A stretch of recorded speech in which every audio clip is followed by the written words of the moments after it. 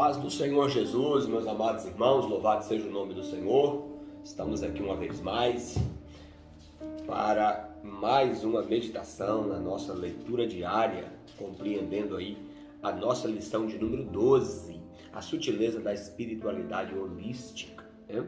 E hoje a nossa leitura diária, sexta-feira, está em dois versículos muito conhecidos do povo de Deus, que se encontra no Evangelho segundo escreveu João, tá?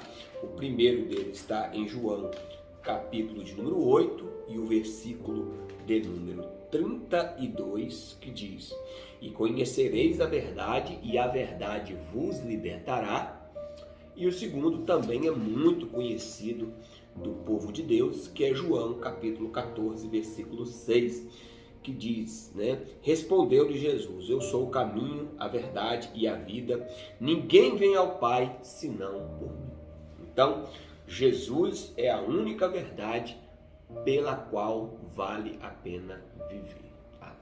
Ninguém no mundo se denominou como sendo a verdade. Jesus é a verdade. Ele veio dar testemunho da verdade. Então, isso fica bem claro, bem evidente.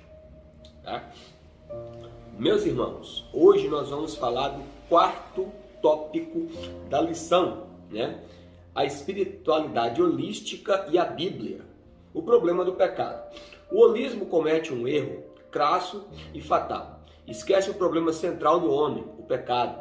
Acredita que o cristianismo é uma religião superada e que, portanto, deve ser substituída por uma nova forma de expressão cultural e espiritual. Seus seguidores têm seus corações endurecidos pelo engano do pecado. E por intermédio do engano do pecado e da cegueira espiritual promovida pelo diabo, que cresce a cada dia o fascínio pelas novas espiritualidades. O holismo é, sem dúvida, a espiritualidade mais atraente que está na moda. Todo sistema, seja ele cultural, filosófico e até mesmo religioso, que não exige responsabilidade da pessoa a qual segue, é tudo que as pessoas querem, né? As pessoas querem ser livres, as pessoas querem fazer o que quiser e bem entender, o que não acontece com aqueles que querem seguir Jesus. Jesus disse que para seguir Ele tem que renunciar a si mesmo, tem que negar a sua vida, tem que levar a sua cruz. O Deus que nós seguimos é um Deus que Ele exige de nós padrões éticos, morais, comportamentais, ou seja, que vivamos em santidade, ou que pelo menos busquemos a cada dia, porque quando nós buscamos a santidade na palavra de Deus, no andar diário com Jesus, no andar no Espírito, nós vamos compreendendo a vontade de Deus para nós. Mas o que a gente vê, por que essas novas filosofias, essas novas teologias, esse holismo, ele é atraente? Porque ele não exige responsabilidade nenhuma, não exige padrão de santidade nenhuma, padrão de comportamento nenhum dos seus adeptos. Então, e aí é claro que o problema do pecado vai prevalecer. Um salvador pessoal, como foi mostrado, não há um Deus, nem tampouco um salvador pessoal dessa nova espiritualidade holística. O homem é o seu próprio Deus. Ao ignorar a existência do pecado e, consequentemente, a punição eterna, não vem a necessidade de um salvador. Cristo é descartável e ainda, ao entrar em contato com os espíritos enganadores, que pensam ser forças cósmicas, entidades espirituais impessoais, sentem-se confortáveis nessa nova modalidade religiosa. Um engano que será fatal se não vierem ao arrependimento. Então, a Bíblia ela deixa bem claro. Pedro, por exemplo, ele foi taxativo quando ele disse assim, e em nenhum outro há salvação. Pedro tinha propriedade em dizer isso porque Pedro andou com Jesus. E quando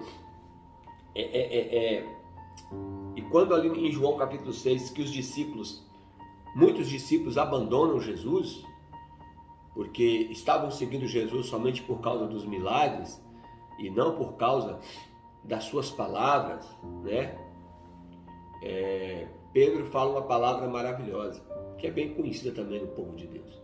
Pedro vai dizer assim: para quem iremos, se somente tu, Senhor, tens as palavras de vida eterna. Presta atenção, não é para onde iremos, é para quem.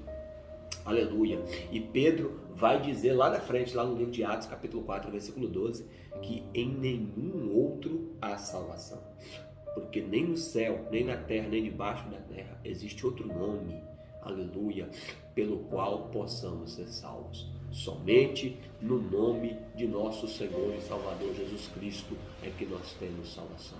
Ele é o único caminho, Ele é o único mediador, Ele é o mediador de uma nova aliança, Ele é o Salvador do mundo, Ele é o Salvador de todos aqueles que crêem, é Ele que perdoa os nossos pecados, foi Ele que morreu na cruz por nós, foi Ele que ressuscitou o terceiro dia, Ele morreu pelos nossos pecados e ressuscitou para a nossa justificação.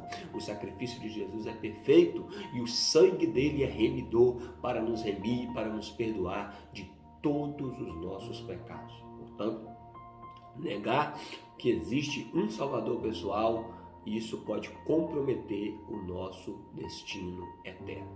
Amém, meus amados irmãos? Que fica aqui essa palavra, essa reflexão nesta manhã. Que Deus abençoe a sua vida e a sua família, em nome de Jesus.